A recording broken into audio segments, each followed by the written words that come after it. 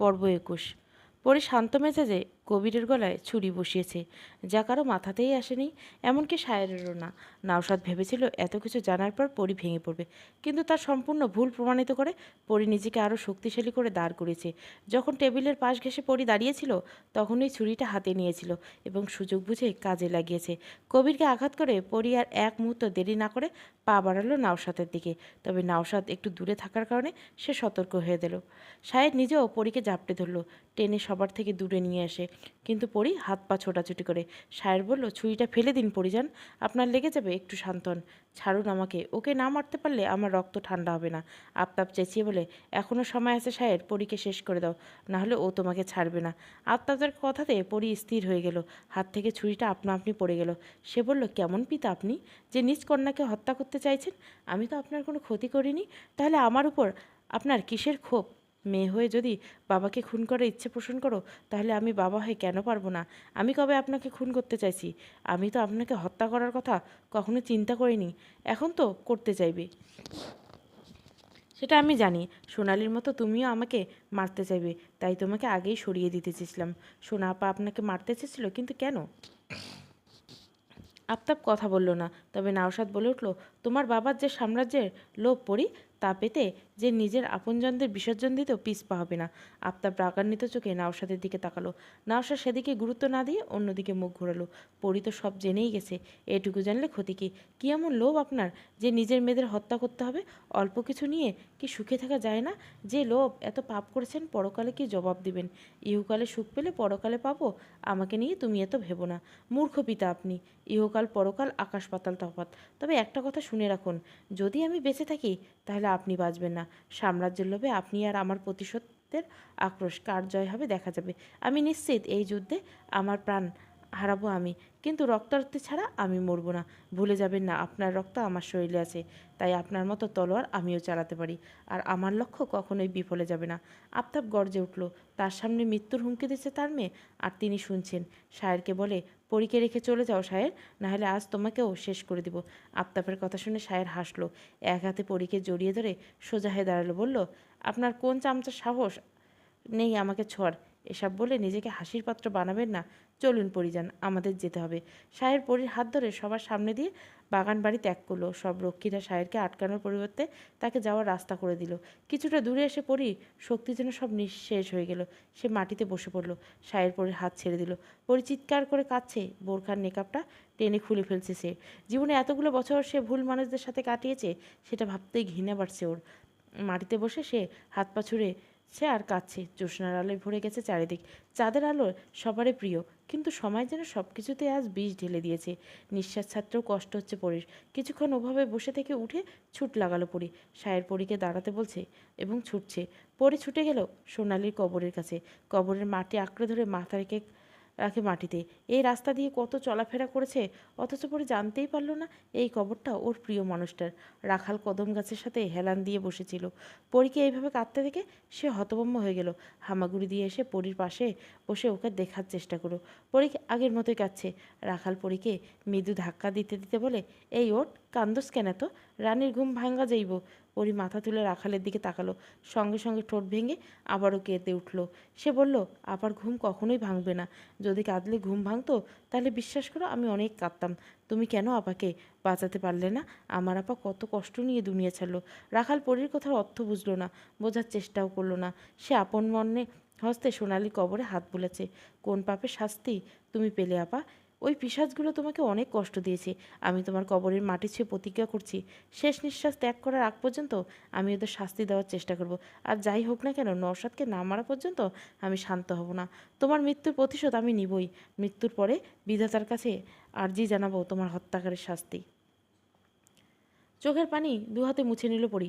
শক্ত কণ্ঠে বলল, দোয়া করো আপা, তোমার পরী যেন সব কাজে সফল হয়। তোমার ছোট্ট পরী আজ অনেক বড় হয়ে গেছে, ভালো খারাপ আজ বুঝেছে, প্রতিশোধের মানে জানে। তোমার পরী কখনো ভেঙে পড়েনি, আর ভাঙবেও না। তোমার পরে হাসতে হাসতে মৃত্যুবরণ করে নিবে। আবারও চোখ মুছে উঠে দাঁড়ালো পরী। পেছন ফিরে শায়েরকে দেখল সে। শায়ের এতক্ষণে পরীর কথা শুনছিল। পরীর চাহিনি স্তে শায়ের তা অন্ধকারে উপলব্ধি করতে পারল না। তবে শায়ের এটা বুঝলো যে আজকের পরী সম্পূর্ণ নতুনভাবে তৈরি। শায়েরের জন্য তার মনে এইটুকু ভালোবাসা নেই। শায়ের পরীর দিকে একালো না। পরি নিজেই আসলো। জমিদার বাড়ির দিকে যাচ্ছে পরি। সাহের বলে উঠল, ওখানে যাবেন না পরিজান, আমার সাথে ফিরে চলুন। ফিরে তাকালো পরি। আপনার ভাবনা অসাধারণ, কিন্তু আমি ফিরে যাব না। আমার প্রতিশোধ না নিয়ে আমি কোথাও যাব না। আপনি একা একটা মেয়ে হয়ে ওদের সাথে কিছুতেই পারবেন না, সেটা আমি জানি। তবুও প্রতিশোধ না নিয়ে আমি পিছপা হব না। আপনি চলে যেতে পারেন। আপনাকে ছাড়া আমি থাকতে পারবো না পরিজান। চলুন, আমরা অনেক দূরে চলে যাই। আমরা ভালো থাকবো সেখানে। বাহ, কথাগুলো সহজে বলে দিলেন। আপনার মতো পাপিষ্ঠরা সব কিছুকে সহজভাবে মেনে নেয়, কিন্তু আমার পক্ষে তা মেনে নেওয়া সম্ভব নয়। আমার ভালোবাসা দেখেছেন, কিন্তু এবার আমার ঘৃণা দেখবেন। আপনার পরিজন আপনাকে কতটা ঘৃণা করে তা এবার আপনি দেখবেন। সায়ের পরীর কাছে হাসলো। পরীর হাত দুটো নিজের বুকে চেপে ধরে বলল, আমি দোষী, আমি পাপী, আমি শাস্তির যোগ্য। আপনি আমাকে শাস্তি দিন, আমাকে জড়িয়ে ধরেই শাস্তি দিন। আমি সব মাথা পেতে নেব, কিন্তু আমার থেকে দূরে যাবেন না। পরে ধাক্কা দিয়ে সরিয়ে দিল সায়েরকে। চিৎকার করে বলল, আপনার ছোঁয়া বিষাক্ত লাগছে আমার কাছে। আমি মানতে পারছি না আপনি সবার মতো আমাকেও মারতে চেয়েছিলেন।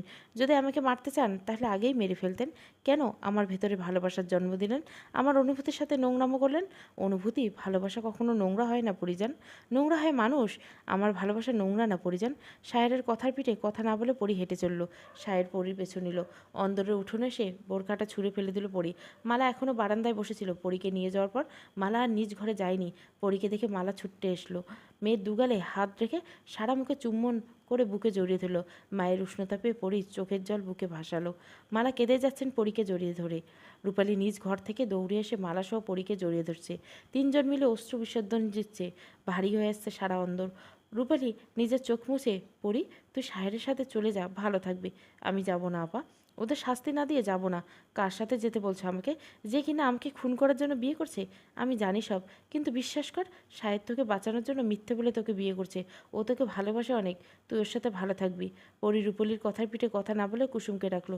কলপারে গিয়ে কুসুমকে বালতি ভরতে বলে নিজ কক্ষে চলে গেল। কিছুক্ষণ পর পরি কলপারে গিয়ে বসলো। কুসুম তখনও ওইখানে ছিল। পরি কুসুমের থেকে বাক্যে বলল, আমি না বলা পর্যন্ত তুই এখানে থাকবি। কুসুম মাথা নাড়ে। পরীকে আজ ভয়ঙ্কর সুন্দর লাগছে কুসুমের কাছে। ভেজা চুলগুলো লেপটে আছে ঘাড়ে গলা দিয়ে। ঠান্ডা পানি শরীরে পড়তে কেঁপে কেঁপে উঠছে পরি। ঠোঁট দুটো নীল হয়ে আসছে। তবু ইচ্ছে মতো পানি ঢেলে শান্ত হলো। ভেজা কাপড় ছেড়ে সিঁদুর রাঙা শাড়ি গায়ে জড়িয়ে ঘরে গেল। সায়ের এতক্ষণ পরীকে আসার অপেক্ষায় ছিল। পরীকে দেখে সে থমকে গেল।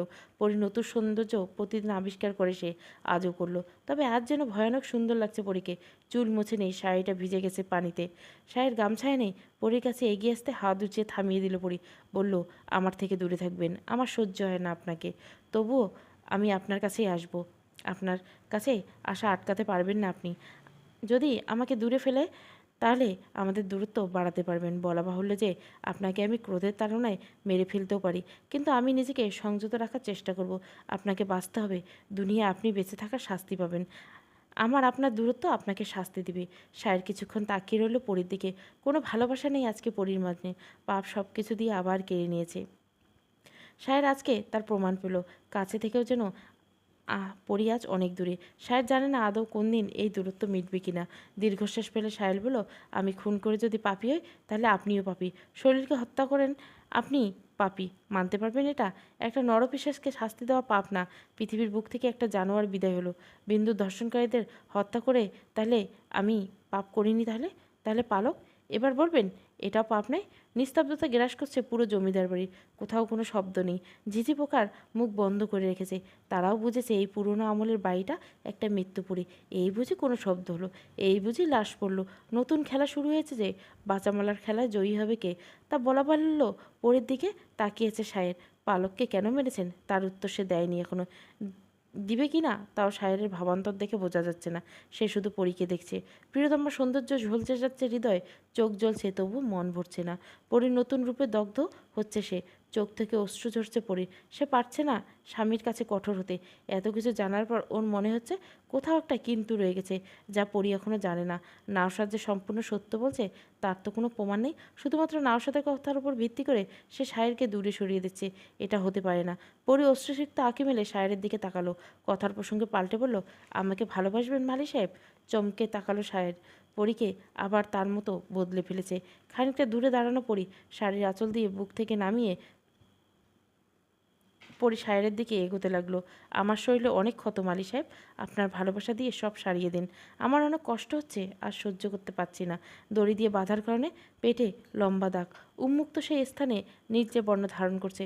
ফর্সা শরীরটা জল জল করছে। এক পলক সেদিকে তাকিয়ে পরীর মুখমণ্ডলে দৃষ্টি নিবদ্ধ করে সাহের।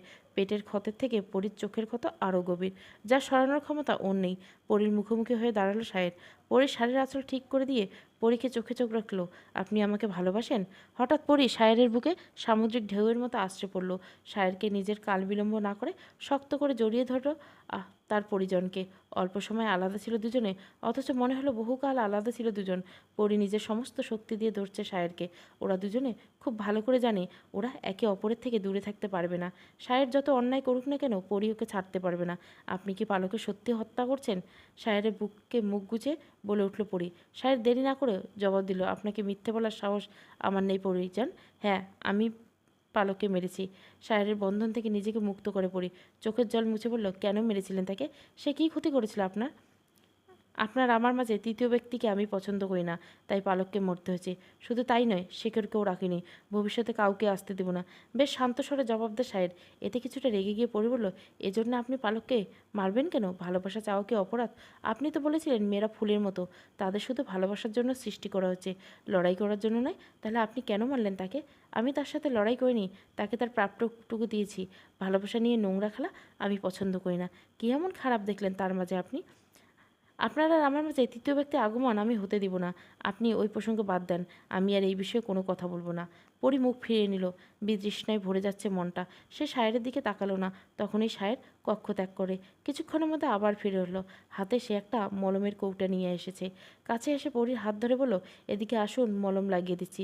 যতই রাগ সায়েরের উপর পরি দেখাক না কেন, কোনো না কোনো দিন সায়েরের স্পর্শে পেলে পরীর রাগ মিলিয়ে যায় নিমেষে। এই পুরুষটাকে সে ফেরাতে পারে না কিছুতেই। পরী পালঙ্কের উপর বধিয়ে আঁচল সরিয়ে দেয়। শক্ত করে বাঁধার কারণে দাগটা হয়েছে। সায়ের হাত বুলে নীলচে দাগে। তারপর মলম লাগাতে থাকে। আপনাকে বেঁধেছিল কে? নাওশাদ না কবির। ওকে মেরে ভালো করেছেন, নাহলে আমি মেরে দিতাম। কেন? আপনাকে ছুঁয়েছে, ওর বেঁচে থাকার অধিকার নেই। মৃদু হাসে পড়ি। আমাকে ছুঁয়েছে বলে আপনি কবিরকে মারতে চান? আর কবির আমার আপাকে ছুঁয়েছে বলে আমি তাকে মেরে দিয়েছি। আপনার আমার মাঝে অনেক তফাৎ, তাই না? আপনার আমার মাঝে তফাৎ আছে পরিজান। আপনি পবিত্র একটা ফুল, আর আমি ভুল। ভুল মানুষদের প্রিয় থাকতে নেই। তাই তো আমার প্রিয় আমার থেকে হারিয়ে যাচ্ছে। বলুন না, পালক কী এমন পাপ করেছিল যে আপনি তাকে শাস্তি দিলেন? সাহেব দাঁড়িয়ে গেল। বারবার একই প্রশ্ন কেন করছেন? এই প্রসঙ্গ বাদ দিন, তাহলে বের হয়ে যান এখান থেকে। সাহেবের উত্তরে আশা না করে ওর হাত ধরে টেনে ঘর থেকে বের করে দিয়ে দরজা আটকে দিল পরীর। দরজার ঘেঁষে মেঝেতে বসে পড়ল পরী। হাঁটুর উপর মাথা রেখে চোখ বন্ধ করে নিল। পানিতে ভিজে উঠল ঘন পাপড়িগুলো। পরী বলে উঠল, আপনার সাথে যেন কখনো দেখা না হয় মালি সাহেব। আপনার জন্য আর কেউ না আসুক, আমি আসবো পরিজান। আমার ভালোবাসা একটুও কমবে না। সারা রাত ওভাবে কেটে গেল দুজন। পরি দু চোখের পাতায় এক করতে পারেনি। সকাল হতে সে ঘর থেকে বের হলো। দরজার ঘেঁষে সায়েরকে হেলান দিয়ে বসে থাকতে দেখে। চোখ বন্ধ সায়েরের, বোঝাই যাচ্ছে সে ঘুমাচ্ছে। পরি ওখান থেকে চলে যায়। অন্দরে উঠোনে এসে পুরো বাড়িতে চোখ বুলালো। পরির মনে হলো সোনালির কথা। কত কানামাছি খেলছে সে বোনের সাথে। সোনালির চোখ বেঁধে পরি চারপাশে ছোটাছুটি করতো। সাথে রূপলি এসে যোগ দিত। তিন বোন মিলে মাতিয়ে রাখতো জমিদার বলে। কিন্তু আজ সেই বাড়িতে মৃত্যুপুরী মনে হচ্ছে। সময়ের ব্যবধানে কত কিছু বদলে গেল। পরি রূপলির ঘরে গেল। পিকলু ঘুমাচ্ছে, রূপলি বসে আছে। পরি ঢুকতেই রূপলি সোজা হয়ে বসে আছে। পরি কিছুক্ষণ রূপলিকে দেখে বলে, আব্বা কেন আমাকে মারতে চায় আমি পুরোপুরি জানি না আপা, তুমি কি জানো? আর কিছু লুকিয়ে সব বলো আমাকে। আয় কাছে বস। পরি বসলো রূপলির পাশে। বড় আপা প্রাণবন্ত ছিল জানিস পড়ি। সে না বলা কথা বুঝে যেত।